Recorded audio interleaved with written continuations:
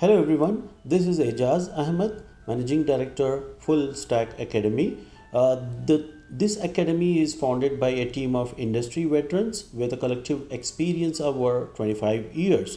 Our main objective is to work more on a fresh graduates to secure the jobs in the software industry.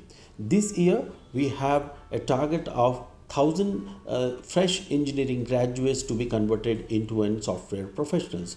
How do we do it? We do it with our industry readiness programs. This is divided into four modules: programming, logic and algorithms, industry readiness software tools, and the last is a personality development. We do trainings on a majorly four sectors. One is on a cloud computing, second bucket is on artificial intelligence and the data science, where machine learning, deep learning will be covered, and the third major area where we deliver the training on a mobile app development, where we majorly teach React Native technology, where it is a hybrid platform to develop Android as an iOS applications. The last module on which we delivered the trainings is on Microsoft Development Technologies, a .NET technology, a programmer, where we make him to get a job as soon as possible. We have the in-house trainers with us. We have the trainers from the industry who are working for an industry and who part-time they deliver the services with us. We have a full-time courses as well as a part-time courses. We engage the industry leaders by delivering and leadership talks where they share their experiences. That will be the learning for all our student community, and the placements at Full Stack Academy is on priority. We make sure that whoever joins or enrolls to the Full Stack Academy, he or she will be try or working towards getting a permanent placement in an IT industry. That's how we deliver the trainings. We are located on in Hyderabad in the Tolichoki area on a main road, and we are open like 5 days a week, and we also offer online classes. Thank you very much. App development. Okay. Uh, First, full stack app development is development of both front end and the back end of an application. Full stack developers know how to work on the front end and back end technologies. So, full stack development is something which involves both front end. See, now what is front end? Front end is something that user interacts with. If you are having a social media application or an e-commerce application installed on your device, that is front end. You are visiting the website of the of an e-commerce application or an e-commerce site. There whatever you see on your browser, that is front end. If you install an application, you open the application, and whatever you see, a welcome screen, a request to sign in, and all the other stuff, that is called front end. And the and there is something called back end of an application, which basically serves the data to the front end. Backend is responsible for sending the data whenever user requests something. Now, why do we need a backend? If Why can't we just put all of our data in the application itself? It is not possible because whenever you are installing an e-commerce application, you are installing the part of an application that is responsible for showing you or presenting you whatever the data it has when you request that data. So backend is something that stores the data, and when requested that data is presented on the front end, and it gives a way, it enables the user to interact with backend. Okay, so there are front end. What are front end technologies? Front end technologies are basically something that is used to make the front end. If you are downloading an application, the application that gets installed on your device, that is called the front end. And things which run on the servers are called backend technologies. Many times when you open applications, you will see something, you will see an error sometimes if you are not connected to the internet, that it is not able to connect to the server. That basically means that your front end is not able to connect to the back end of the application. So here is an additional uh, note. Full stack developers can also work as indie app developers. Now, what are indie application developers? I will tell you that later. So basically, what you are seeing is how a full stack application works. Okay, so on the left side we have a small screen like thing here of a mobile application. Okay, so here user interacts with the data, and whenever user searches for something, that data goes to the server, and from there server processes everything there. If some data needs to be presented to the user, it will fetch that from the database, and then it will present it to the user. See, here is a simple example of what front end and back end looks like. This is very simple. I've uh, simplified it very much. So this is how basically it works. Here you can see on the front end you have HTTP post. Okay, so if suppose we are having an e-commerce application, you are running an e-commerce application. First, whenever you open the e-commerce application, you see a search bar and some recommended products there. So these products are loaded whenever the application starts on the user's device. A request is sent to the server, and when you search for something, suppose we are searching for mobile phones in this application. In this example, we are searching for mobile phone. Okay, so that data is converted into JSON. Now, what is JSON? We will learn in depth each and everything in this course, in this tutorial. So basically, JSON is something that is used to represent data or store data and then sent over HTTP protocol to the backend. Okay, so this is the most simplest definition of JSON. It other advantage of JSON is that it is a format of exchanging data. Okay, so it is a format which the both front end and the back end can interpret. So why do we even have this format? It is simple because if some data is sent from the front end to the back end, it should have some sort of uh, agreement that both the front end and the back end should able to handle the data. So for that purpose, we are formatting it into the JSON. We will be attaching it in the post request and then send to the Node.js, that is the backend. So here in the script Node.js at the backend of the application, we will be listening for a post request. Okay, so whenever a request is made using post request handler, okay, so here we will gather the data from the front end, and then we will be doing some computations on this data.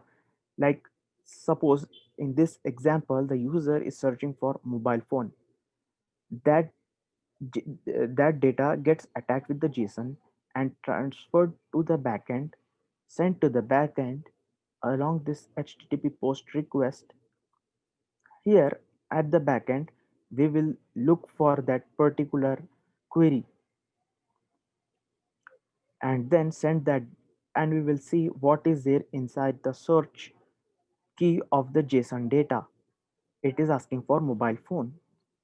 Then we will fetch, then we will ask the application, our application will search in the database. So the interesting part of the backend is the database and communication with the database. So our database needs to be consistent. SQL, primarily many systems are developed in SQL. Okay, and one of the most common databases are MySQL and MS SQL. Okay, which use SQL. What is SQL? SQL is nothing but structured query language. It is a language that SQL database or relational databases, a lot of relational databases use to communicate with the backend application itself. Okay, but recently, not uh, a while ago, many applications, many systems started using NoSQL databases. So NoSQL databases don't require this SQL to communicate with the application. Okay, they can be directly communicated with the application. So NoSQL. So in case of SQL, if you know SQL, it was easy to communicate with any SQL database just using the SQL.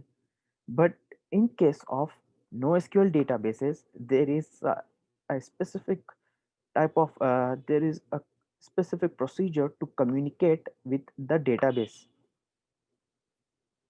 Okay, so here you can see some data in the MySQL database and similar data in NoSQL database. So MySQL is is a very common SQL database, and MongoDB is a very common NoSQL database. Each one of these are having their own advantages and disadvantages. But recently, many applications are moving to NoSQL databases.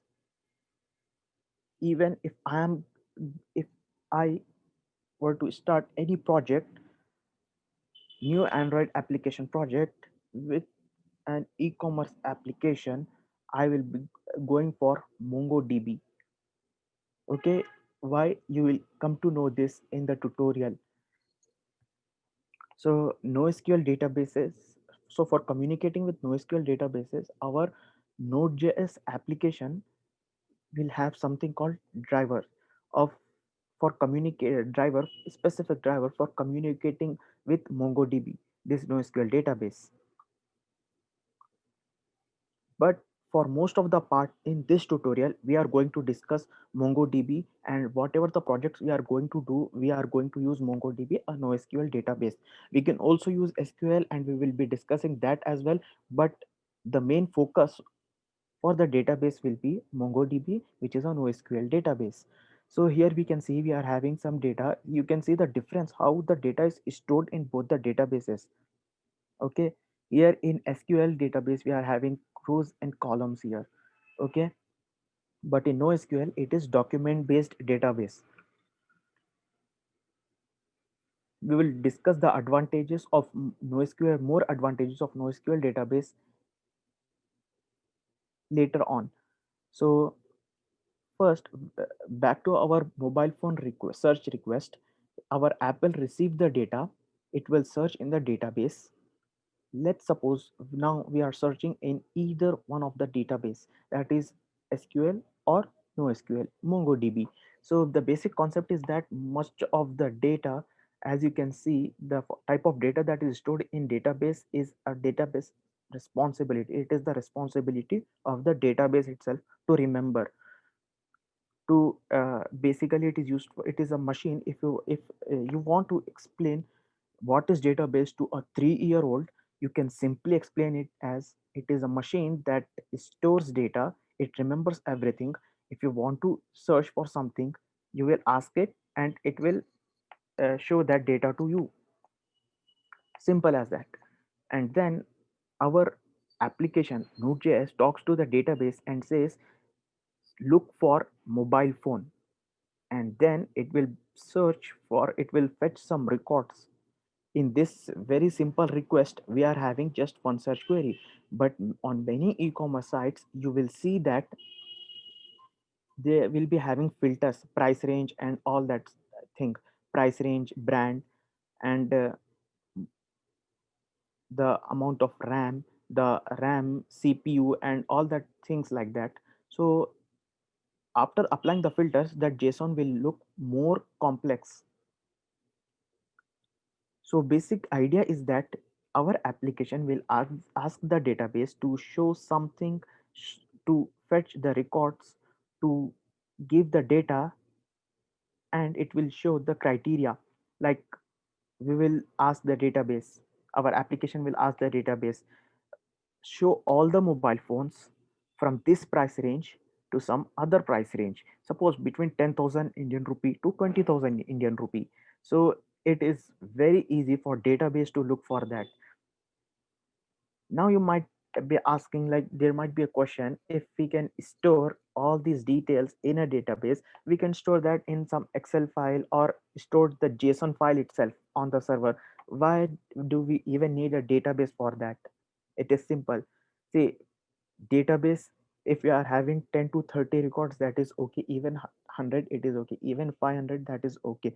But if we are having thousands and 100,000 millions of records, it will be way more complex for files to handle such data. That's why we are having databases. And the other and another advantage of database is that they are fast. And if we are doing that, storing that in individual files, that will be an that will be another big headache to make application. So database is simple, it stores data for us.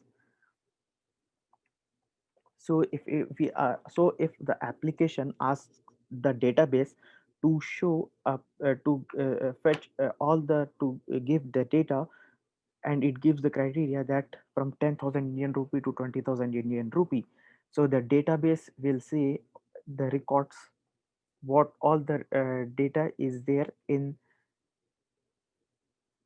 the price category. So it will check, it will do some computations, it will do some calculations on the data, and then it will fetch the records.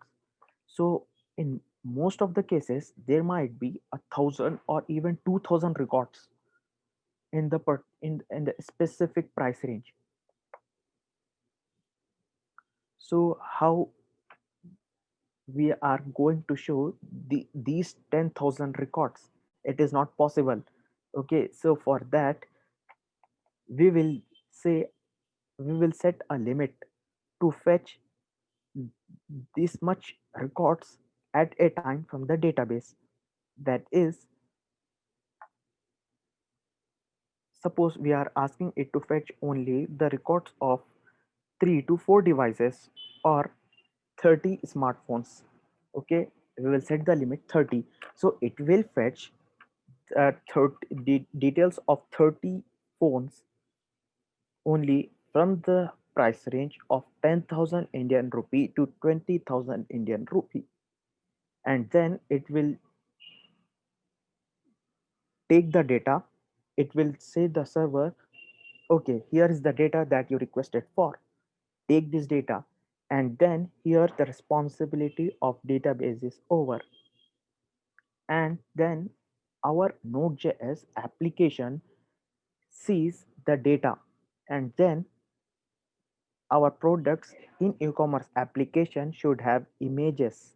Then it will look for files in the images. It will be stored as files on the server. Now, I know there is a question in your mind, if we can store the details of each and every smartphone or product in the database, why can't we just store images? Well, images are quite large and they can take up so much space in the database.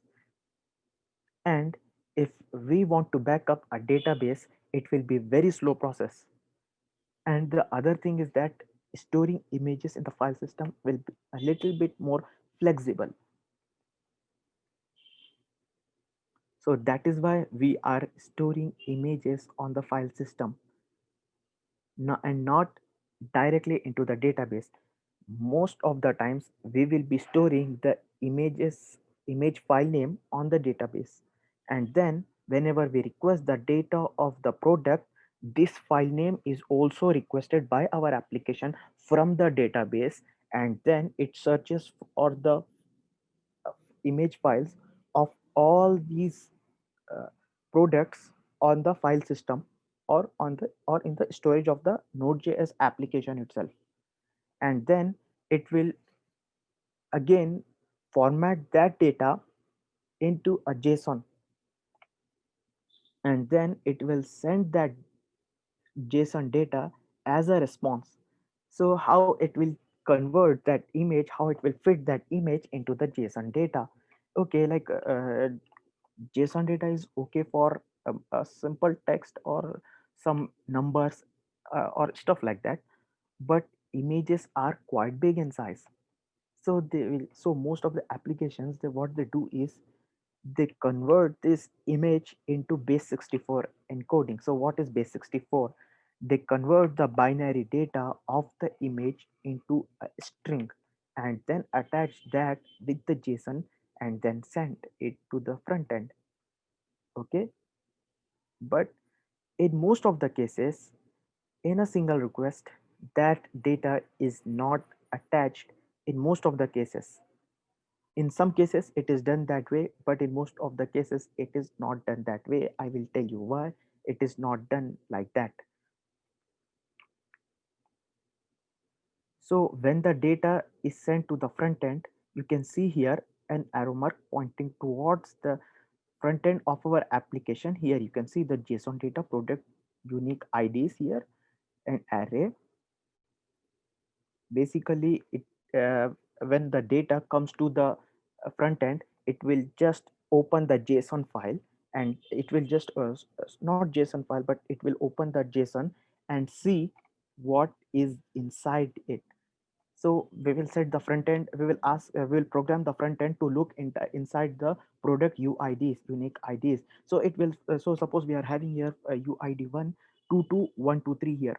So it will first see that, and it will that fetch the data of that unique ID in this product UIDs. It will fetch the unique ID, and then it will fetch the details of that particular UID in this JSON. So here we are having brand name and price, and then it will load that data in the application on the front end. Okay, and then it will load the image. So along with price, we will load the name of the image file name itself. We will load the image UID, in most of the cases UID or file name, and then again an HTTP request will be made from the front end to our application. Here again it will first it will see what the front end is asking. Okay, it is asking for some image, and then it will fetch that image and again send it to the front end. Here it will be display that image. So why we are not sending the image data of all 30 products that are to be shown on the front end all at once? The simple reason is that if we are sending the request of all the so if we are sending the images data of all the images of all the 30 products, it will be a little bit time consuming. And also that if the user sees only 3 to 4 or 5 products, so sending the data of all the 30 will not be a good choice. It is not good for the application. It will slow down the application. Okay, so that is why we need optimization. Suppose we are having 1000 users, 10,000 users, 100,000 users, it will be fine. But if we are having a million users, be a that will be a very bad thing for our database and for the application itself. So that is why we are sending the minimum data whenever possible and wherever possible. Our application should work efficiently. So now we will see what is the deal with front end. Okay, we have discussed the optimization at the back end and the data that is being sent from the back end to the front end, that is to the user. So on the front end, we need optimization. After loading these 30, the data of these 30 images or the 30 products, in this case, we are having a very few detail. It is super simplified here. Okay. but in reality, uh, it will be so much data. So to handle that so much data, we need to optimize our application in the front end itself. Okay, so we need to know, we should know how and when to send the request, and what data to request in the request that is being sent to the server or the backend of our application. So a lot of optimization should be done on the front end itself, and the front end is concentrated on the user experience. User should not get uh, blank data. User should not get broken data. That is, suppose if a user search for mobile phones, okay, we are fetching 30 details, that is okay, but what if it is not clearly displayed on the front end? It is will be a very bad experience for the user. And say whatever the user searches, the front end is the impression of our application. User won't see how fast systems we are using on the back end. It will just say how fast or how convenient our application experience is to them. So in this front end development, we will be using Kotlin for the development, for application development. So why we are using Kotlin programming language? Android is widely used for Android app development. Java is widely used for Android app development. Okay, so this is a new programming language. It is comparatively new. It is compared to Java. It is a new programming language. It was developed by JetBrains. So JetBrains are the guys who developed. So JetBrains are the guys who developed this Kotlin programming language. Okay. So whenever the data, so whenever we are working with the data, we no we concentrate on how to optimize it. So these guys at the JetBrains made a programming language called Kotlin. So why use Kotlin for Android application development? First of all, the main reason is that Google made it primary programming language for Android application development, which means if someone is going to start making they are having a really awesome application idea. So if they want to make that application, if they are going for Java, that won't be a better choice. So Kotlin will be a better choice. So in the next few slides, we are going to discuss why Kotlin for app development, Android app development, to be specific. Okay, so it is a primary programming language for Android app development. The Google's documentation, Android developer documentation is now primarily available for Kotlin programming language. And I would like to tell you that most of the Android applications layout file, that is the buttons you see on the screen, the text field you see, the animations you see, are made using, most of the time are made using XML files. Okay, but now in your future, those XML files are going to be removed. They are going to be deprecated.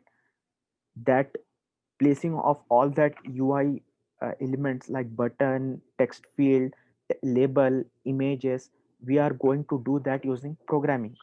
But there is no way of doing that same thing. It is called Kotlin Jetpack Compose. Okay, so that if that technology is made compulsory for Android application development, it will be very difficult for Java programmers to move to it. I mean, you can't move in a week or two. Okay, it takes time. So that is why for that is why we are choosing Kotlin for this tutorial. Okay, we want to keep you updated with the latest technologies. And the next important thing is that it is interoperable with Java. That means existing Java code can be used with Kotlin programming language. In simple terms, if a file, if a program, if a simple file is written in Java, you can use that Java file in an application which is made in Kotlin. If there is an application that is made in Java, you can use the Kotlin program with you can include the Kotlin program in that application. And the another advantage is that Java and Kotlin run on the JVM, that is the Java Virtual Machine.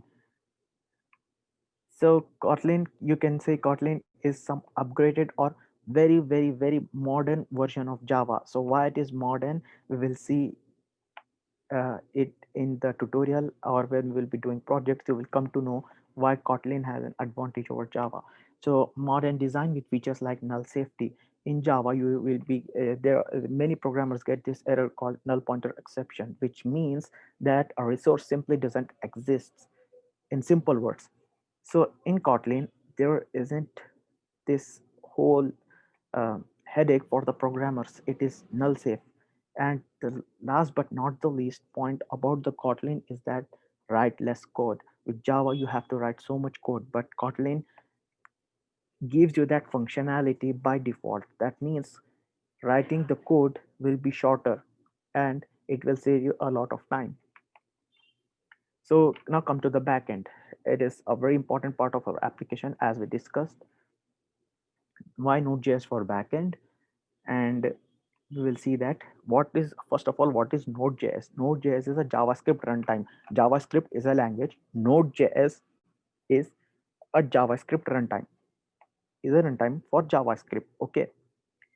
So it is used for making backend. See, JavaScript was mainly used for making websites, to make websites functional. Whenever you visit any website, you click there a button, something happens. Possibly there is JavaScript behind it. JavaScript is used. So JavaScript was primarily used, mainly used for websites, for making websites functional. And but now with the help of Node.js, JavaScript can be used for making the backend of the application. That means if the JavaScript, so before JavaScript was mainly used for front end of the websites, but with the help of Node.js, we can use JavaScript to make an application, basically make the backend of an application, which enables the JavaScript to access the files on the server, and also it will enable the JavaScript to work with databases.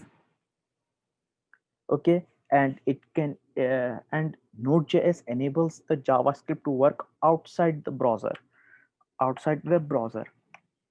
So why use Node.js? It uses JavaScript. Okay, so why usage of JavaScript is an advantage? Simply because it is a language that can understand web. Yes, it can work very easily with HTTP. And the another advantage of JavaScript is that it is not so difficult to learn. It is easy to learn if you pay attention. JavaScript, and the other advantage of JavaScript is that it is having huge community. So if you're stuck in a trouble, there are a lot of people who can help you. So the next advantage is that Node.js is fast. It is quite fast. It is very fast compared to other solutions there. Okay, and the next advantage is that huge community and a lot of modules available. So huge community means there are many programmers who are using Node.js. No, so if you want to host your application or the backend, there is support available for Node.js. You will come to know this in depth, in detail, when we'll be doing projects related to the backend. Okay, and a lot of modules available. So what I mean by modules, simply that it means that if you are using Node.js, there is always a better version of modules, which basically modules is something in Node.js which we use to communicate to database or do some operations on the image or whatever. Simply it is basically, you can understand this of as tools which can be used with Node.js and JavaScript to do something.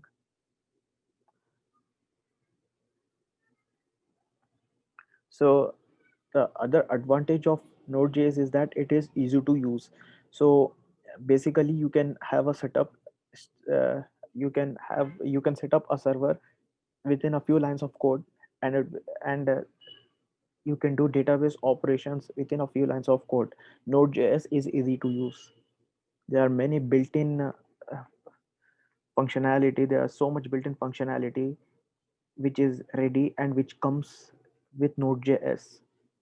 So like reading a file and stuff like that comes with Node.js. So you don't need to again write a lot of code to do that. And it has high performance. It can handle hundred thousands of requests simultaneously.